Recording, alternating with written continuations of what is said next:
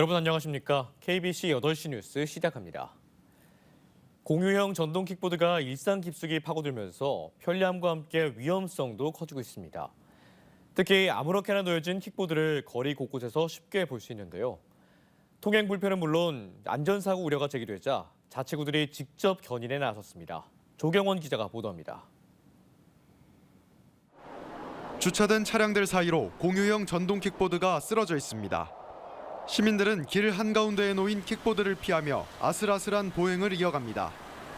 좀 어두울 때 킥보드가 이제 한두 개 있으면 피할 때는 조금 쉽지만 3-4개 정도 더 어지러울 때가 있어요. 그때 실제로 넘어진 경험도 있고. 올해 광주에서 길가에 방치된 전동 킥보드로 인한 불편 민원이 1,400건 넘게 접수됐습니다. 380건 넘는 민원이 빗발친 광산구는 최근 관련 조례를 갖춘 뒤 직접 견인 조치에 나섰습니다. 광주에서 자치구가 직접 견인에 나선 건 지난 7월 남구 이후 2번째입니다. 거리 곳곳에 무단 방치된 킥보드에 대해 주민들의 통행이 불편하고 안전을 위해 이번에 킥보드 견인을 시행하게 되었습니다.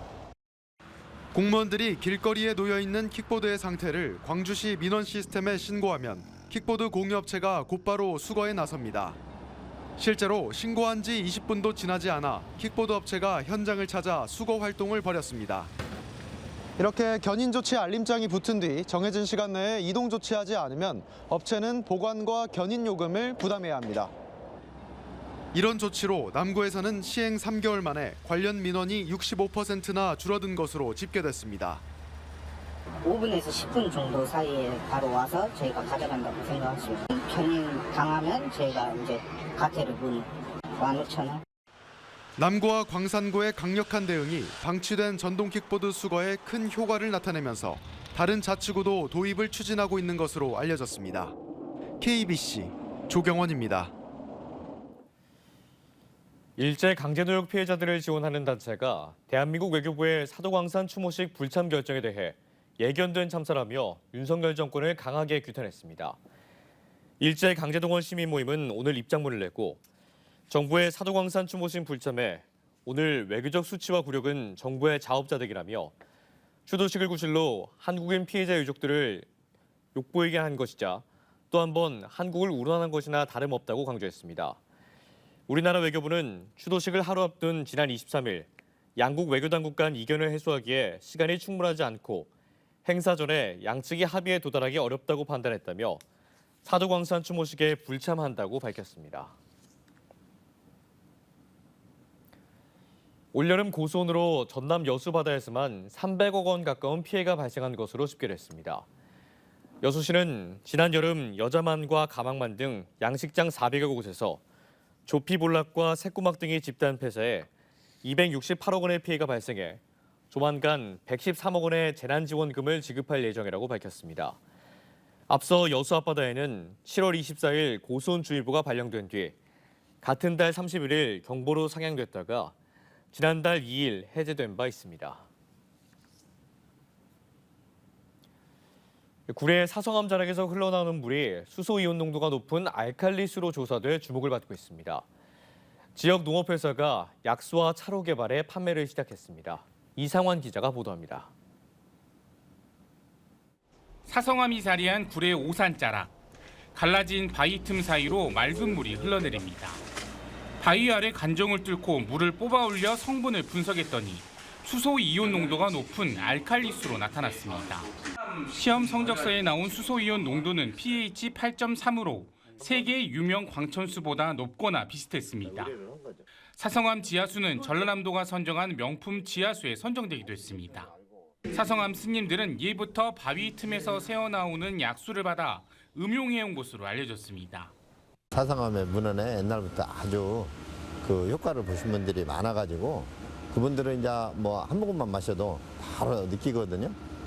하루 뽑아 올릴 수 있는 물의 양은 약 20톤으로 생수로 개발해 팔기에는 양이 부족합니다. 이에 지역업체는 약재를 넣은 차로 소량을 생산해 판매를 시작했습니다.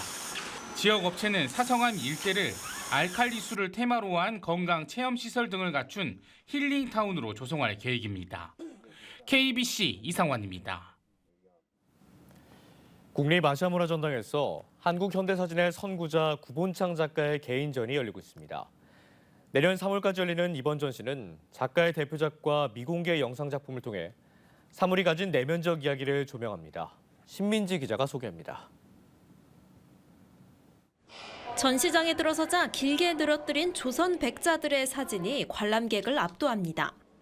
해외로 뿔뿔이 흩어졌지만 사진으로라도 고국 땅을 밟은 백자들의 서사를 담아냈습니다. 바닥에 설치된 신라 금관의 사진은 찬란하게 빛나며 과거와 현재를 하나로 이어줍니다.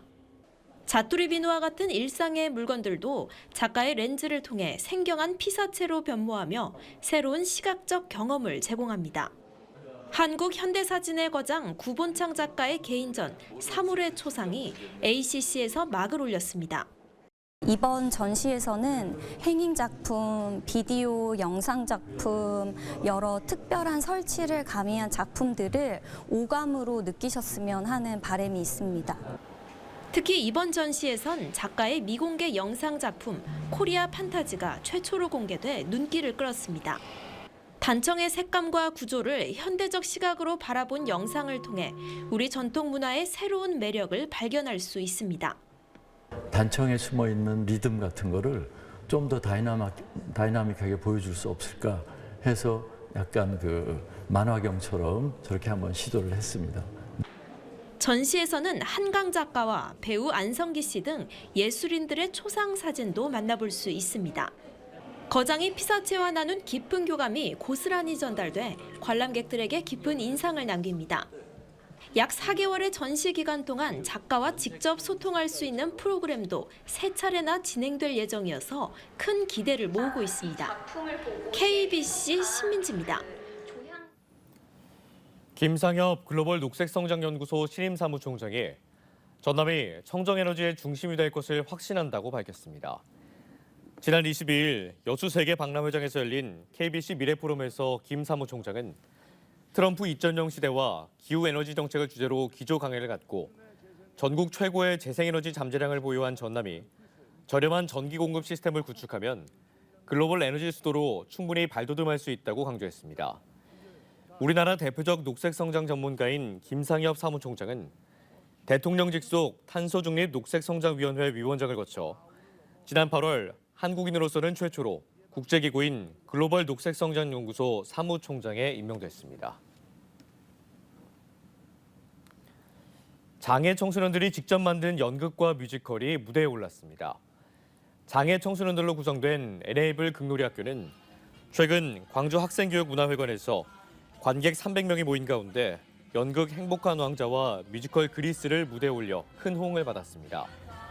광주 장애인재활협회는 장애 청소년들의 문화예술 능력 향상을 위해 2007년부터 에네이블 극놀이학교를 운영하고 있습니다.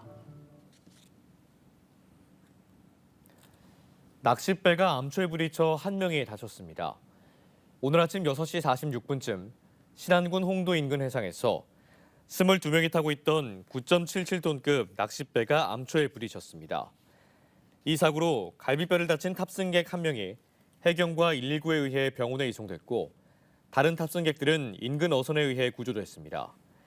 해경은 선장 등 승선원들을 상대로 정확한 사고 경위를 조사하고 있습니다. 여수 국가산단에서 또 안전사고가 발생해 근로자가 다쳤습니다.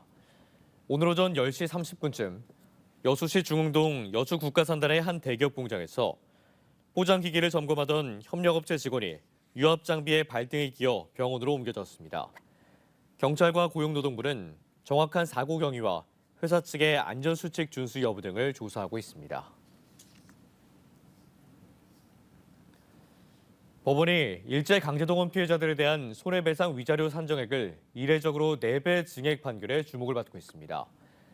광주지법 민사 13부는 강제동원 피해자 유족 19명이 미쓰비시 마테리아루를 상대로 제기한 손해배상 소송에서 원고 14명에 대해 승소 판결하며 1인당 1억 원씩 청구한 위자료를 직권으로 4억 원으로 증액 책정했습니다. 재판부는 오랜 행위의 경위와 정도, 피해 수준 등과 함께 오랜 기간 피고가 보상이나 배상을 완강히 거부해온 사정을 고려해 이같이 증액 판결했다고 설명했습니다. 완도의 선착장 차량 추락 사망 사고와 관련해 지자체와 여객선에 책임을 물을 수 없다는 판결이 나왔습니다. 광주지방법원은 보험회사가 완도군과 여객선사를 상대로 제기한 구상금 소송에서 안전관리를 부실하게 했다고 인정할 증거가 없고 과실 책임을 물을 수도 없다며 원고의 청구를 기각했습니다. 사고 차량은 지난해 3월 완도의 한 선착장에서 탑승 지시를 받지 않았음에도 착오로 차도선의 후진으로 오르려다 바다로 추락했습니다. 이후 유족 측에게 보험금 7억 4천만 원을 지급한 보험회사는 완도군과 여객선사가 안전관리를 제대로 하지 않아 사고가 났다며 구상금을 청구했습니다. 내일은 광주 전남은 차차 흐려져 밤늦게 비가 시작되겠습니다. 비는 모레 오전까지 전남 남해안과 지리산 부근에 20에서 60mm, 그 밖의 지역에는 10에서 40mm가 내린 뒤 그치겠습니다. 바람도 강하게 불면서 내일 밤 전남 해안에는 순간 풍속 초속 20m 안팎의 강풍이 불겠고 바다의 물결도 최고 4m로 매우 높게 일겠습니다. 내일 아침 기온은 광주 6도, 목포 8도, 여수 10도 등 2도에서 10도의 분포를 보이겠고 한낮에는 대부분 지역에서 16도에서 19도까지 오르며 일교차가 크게 벌어지겠습니다.